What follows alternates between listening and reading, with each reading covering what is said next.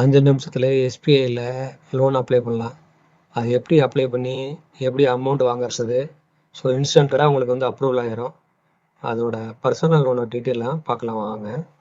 Okay, first நம்ம பார்க்க போகிறது என்னென்னு பார்த்தீங்கன்னா, உங்கள் ஃபோனில் நீங்கள் எஸ்பிஐயோட ஆப் ஒன்று வச்சுருப்பீங்க. ஏனோ செயலின்னு ஒன்று இருக்கும். அது வந்து எஸ்பிஐ பேங்க்குக்கான தனி ஆப் அது. அதில் போய்ட்டு நீங்கள் அப்ளை பண்ணலாம். அதில் போய் செக் பண்ணி பார்த்தீங்கன்னா பர்சனல் லோன்னு ஒரு ஆப்ஷன் இருக்கும். அதில் போய்ட்டு நீங்கள் அப்ளை பண்ணலாம். வந்து பேங்குக்கு நேரில் போகணுங்கிற அவசியம் கிடையாது. நீங்கள் உங்கள் மொபைல் ஆப் மூலமாகவே நீங்கள் வந்து அப்ளை பண்ணிக்கலாம். ஓகேங்களா? இந்த லோனோட பெனிஃபிட் என்னென்னு பார்த்தீங்கன்னா, 1 லட்ச ரூபாயிலேருந்து 35 லட்ச ரூபா வரைக்கும் நீங்கள் அப்ளை பண்ணலாம். இன்ட்ரெஸ்ட் பார்த்தீங்கன்னா லோ இன்ட்ரெஸ்ட் தான், 10.05%. ப்ராசஸிங் சார்ஜும் வந்து லோ.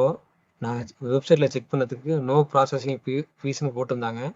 ஸோ மேபி இங்கே ப்ராசஸ் ஃபீஸ் வந்து மேபி இல்லாமல் இருக்கலாம். டாக்குமெண்டேஷனும் எதுவுமே டாக்குமெண்டேஷன் இல்லைன்னு தான் சொல்லியிருந்தாங்க. அது மாதிரி செக்யூரிட்டி கையெழுத்து எதுவுமே தேவையில்லை. ஸோ நீங்கள் வந்து இது ரொம்ப உங்களுக்கு ஹெல்ப்ஃபுல்லாக இருக்கும். பார்த்தீங்கன்னா நீங்கள் அமௌண்ட் அதிகம் கட்ட அவங்க இன்ட்ரெஸ்ட் ரேட்டும் கம்மி பண்ணணும்னு சொல்லி போட்டிருக்காங்க. ஸோ இதில் ஹிடன் சார்ஜஸ் எதுவும் மறைமுக கட்டணம் இல்லைன்னு சொல்லியிருக்காங்க. ஸோ டாக்குமெண்டேஷன் வந்து நீங்கள் எதுவுமே கொடுக்க தேவையில்லை. நீங்கள் ஜஸ்ட்டு நார்மலாக அப்ளை பண்ணாலே உங்களுக்கு லோன் கொடுத்துருவாங்க. ஸோ உங்களுக்கு இன்ட்ரெஸ்ட் வந்து அதேமாதிரி நீங்கள் அமௌண்ட் கட்ட குறைஞ்சிட்டே வரும்னு சொல்லியிருக்காங்க. ஸோ உங்களுக்கு வந்து லோனு ஈஸியாக கிடைச்சிடும். நீங்கள் அந்த உங்கள் மொபைல் ஆப் மூலமாக அப்ளை பண்ணிங்கன்னா ஸோ குயிக்காக எவ்வளோ ஃபாஸ்ட்டாக இது ரிப்ளை பண்ண முடியுமோ ரிப்ளை பண்ணுவாங்க. உங்களுக்கு வந்து லோனு எலிஜிபிள் ஆயிரும். எலிஜிபிள் ஆனதுக்கப்புறம் உங்களுக்கு வந்து அமௌண்ட் வந்து கிரெடிட் ஆகிரும். ஸோ நெக்ஸ்ட் அதுக்கு என்னென்ன எலிஜிபிலிட்டிலாம் தேவைன்னு பார்க்கலாம் வாங்க. அவங்க பார்த்தீங்கன்னா மாத சம்பளம் வாங்குற எம்ப்ளாயாக இருக்கணும். அதுவும் சென்ட்ரல் கவர்மெண்ட்டில். அதாவது அவங்க என்ன சொல்லியிருக்காங்கன்னா central government, state government, railway, police, so other department எந்த டிபார்ட்மெண்ட்டாக இருந்தாலும் பரவாயில்ல. ஸோ கவர்மெண்ட் எம்ப்ளாயாக இருக்கணும். ப்ளஸ் வந்து நீங்கள் வந்து டிஃபென்ஸ் செக்டரில் இந்தியன் கோஸ்ட்டு இல்லை ஏதோ சென்ட்ரல் ஆர்மி அந்த மாதிரி. ப்ளஸ் வந்து அடிஷ்னலாக கொடுத்துருக்காங்க பாருங்கள் கார்ப்பரேட் செக்டார்னு. கார்ப்பரேட் செக்டாருங்கிறது வந்து தனியார் நிறுவனம். நீங்கள் எந்த தனியார் நிறுவனத்தில் வேலை பார்த்தாலும் பரவாயில்ல, ஒரு கம்பெனியில் வேலை பார்க்குறீங்கனாலும் பரவாயில்ல. ஸோ உங்களுக்கு அந்த கம்பெனி நீங்கள் பர்மனெண்ட் எம்ப்ளாயாக இருந்தீங்கன்னா ஓகே. நீங்கள் அதில் இன்னொரு கண்டிஷன், முக்கியமான கண்டிஷன் என்னென்னா உங்கள் சேலரி வந்து கண்டிப்பாக வந்து நீங்கள் எஸ்பிஐ பேங்கில் தான் கிரெடிட் ஆகணும். எப்படின்னா மாதம் உங்களுக்கு சம்பளம் கொடுப்பாங்கல்ல கம்பெனியோ இல்லை உங்கள் கவர்மெண்ட்டு, உங்கள் சென்ட்ரல் கவர்மெண்ட்டோ ஸ்டேட் கவர்மெண்ட்டோ, உங்களுக்கு சம்பளம் மாதம் ஏற சம்பளம் வந்து அந்த எஸ்பிஐ பேங்கில் இருக்கணும், அந்த அக்கௌண்ட்டில் இருக்கணும். ஸோ அவங்க வந்து ட்ரேஸ் பண்ணி பார்ப்பாங்க லோனு உங்களுக்கு கொடுக்கும்போது. ஸோ அது வந்து எலிஜிபிலிட்டி வந்து கண்டிஷனில் உங்களுக்கு ஓகே ஆகிடும்.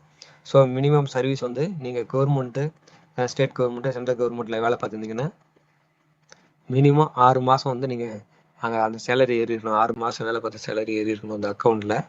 நீங்கள் கார்பரேட், அதாவது ப்ரைவேட் கம்பெனி இந்த மாதிரி இதில் வேலை பார்த்தீங்கன்னா, பெரிய ஷாப்பு, மாலு, கார்பரேட் கம்பெனியில் வேலை பார்த்துருந்தீங்க அப்படின்னா 12 மாதம் 1 வருஷம் சம்பளம் வந்து நீங்கள் அந்த எஸ்பிஐ அக்கௌண்ட்டில் உங்கள் அமௌண்ட்டு ஏறி இருக்கணும். அப்படின்னா தான் இது வந்து எலிஜிபிள். ஸோ வயசு பார்த்தீங்கன்னா 21 வயசுலேருந்து 60 வயசு வரை யார் வேணால் அப்ளை பண்ணலாம். ஸோ ஏஜ் வந்து அவங்க எதுவும் ரெஸ்ட்ரிக்ஷன் எதுவும் கொடுக்கல. ஸோ வந்து ஈஸியாக உங்களுக்கு இந்த கண்டிஷன்லாம் நீங்கள் மீட் பண்ணிங்கன்னா ஓகே. அப்புறம் இன்னொன்று வந்து சேலரி. நீங்கள் அந்த மினிமம் எவ்வளோ சேலரி வாங்கணும் அப்படின்னு பார்த்தீங்கன்னா, கவர்மெண்ட் செக்டரில் உள்ளவங்க 20,000 மாதம் சம்பளம் அந்த அக்கௌண்ட்டில் ஏறணும். கார்பரேட் செக்டரில், அதாவது தனியார் நிறுவனம், தனியார் கம்பெனியில் உள்ளவங்க 75,000 மாத சம்பளமாக ஏறணும். இதெல்லாம் ஏறிச்சுன்னா, அதான் நீங்கள் யோனோ மொபைல் ஆப் வச்சுருக்கீங்கள, அந்த ஆப் மூலமாக நீங்கள் மினிமம் 1 லட்ச ரூபாயிலேருந்து 35 லட்ச ரூபா வரைக்கும் நீங்கள் அப்ளை பண்ணலாம். நீங்கள் அப்ளை பண்ணிங்கன்னா அதில் வந்து நீங்கள் அதாவது எப்படின்னா உங்கள் மாத சம்பளம் எவ்வளோ வருதோ அதுலேருந்து அவங்க ரேஷியோ கணக்கு பண்ணி ஒரு 65% அப் டு 65% வரையும் அவங்க கொடுப்பாங்க. இல்லை அப்படின்னா 30 டைம்ஸ் உங்கள் சம்பளம் 20,000 ரூபானா ஸோ இன்ட்டு 30 டைம்ஸ் போட்டுவாங்க. அந்த மாதிரி கணக்கு பண்ணி உங்களுக்கு கொடுப்பாங்க. ஸோ நீங்கள் விச்சவர் உங்களுக்கு இருக்கோ அவங்க பேங்க் அந்த ப்ராசஸில் நீங்கள் அப்ளை பண்ணதுக்கப்புறம் செக் பண்ணிவிட்டு உங்களுக்கு எவ்வளோ எலிஜிபிள் வருதோ அவங்க வந்து சொல்லுவாங்க. அதாவது ஆப்லேயே உங்களுக்கு காட்டும். ஓகேங்களா? ஸோ எம்ப்ளாயி வந்து கண்டிப்பாக வந்து இந்தியாவில் உள்ள எம்ப்ளாயாக இருக்கணும், ஃபாரினில் உள்ள எம்ப்ளாய் கிடையாது. ஸோ இது வந்து இன்னொரு முக்கியமான ரொம்ப ரொம்ப முக்கியமான விஷயம் பார்த்தீங்கன்னா கிரெடிட் ஸ்கோர், சிபில் ஸ்கோர் இருக்குல்ல. உங்கள் பேங்க்கில் நீங்கள் இது பண்ணும்போது உங்கள் பேன் கார்டு கொடுத்துருப்பீங்க, இல்லை நீங்கள் வெளியில் உங்கள் பேன் கார்டை வச்சு செக் பண்ணி பாருங்கள். உங்கள்கிட்ட ஃபோன்பே, ஜிபே இந்த மாதிரி இருந்துச்சுன்னா அதுலேயும் நீங்கள் பார்க்கலாம் உங்களோட சிபில் ஸ்கோர் எவ்வளோ இருக்குன்னு. அட்லீஸ்ட் வந்து நீங்கள் எக்ஸலண்ட்டாக இருந்தால் உங்களுக்கு கண்டிப்பாக உடனடியாக இன்ஸ்டண்ட்டாக அப்ரூவல் ஆயிரும். ஒரு 5 நிமிஷத்துலேயே உங்களுக்கு அப்ரூவல் ஆயிரும். நீங்கள் குட்டாக இருந்தீங்கன்னா டாக்குமெண்டேஷனாக வெரிஃபிகேஷன்லாம் பண்ணிவிட்டு மேபி ஒரு நாள் ஆகலாம், கொஞ்சம் டிலே ஆகலாம். ஸோ கண்டிப்பாக உங்களுக்கு லோன் கிடைக்க ட்ரை பண்ணி பாருங்கள். சிபில் ஸ்கோரும் ரொம்ப இம்பார்ட்டன்ட், பார்த்துக்குங்க. அதுக்கப்புறமும் உங்களுக்கு வந்து ஒரு 2 டேஸ் 3 டேஸ் ஆகிடுச்சு இன்னும் லோன் உங்களுக்கு கிடைக்கல, எந்த ரெஸ்பான்ஸும் இல்லை அப்படின்னா நீங்கள் வந்து இதில் கொடுத்துருக்க நம்பரு இது டோல் ஃப்ரீ நம்பர் தான். இந்த டோல் ஃப்ரீ நம்பரில் நீங்கள் கான்டாக்ட் பண்ணலாம். 1800 1234 நம்பருக்கு கால் பண்ணி கேட்கலாம்.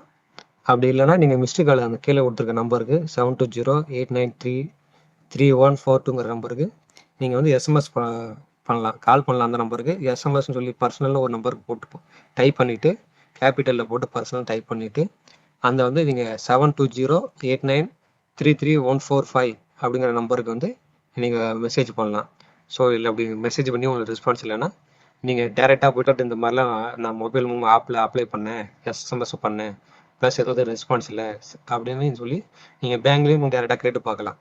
ஸோ உங்களுக்கு ஏதாவது ஃபர்தராக டவுட் இருந்துச்சுன்னா நீங்கள் பக்கத்தில் உள்ள எஸ்பிஐ பேங்க் பிரான்ச்சுக்கு நீங்கள் போய் விசிட் பண்ணி பார்க்கலாம். தேங்க்யூ.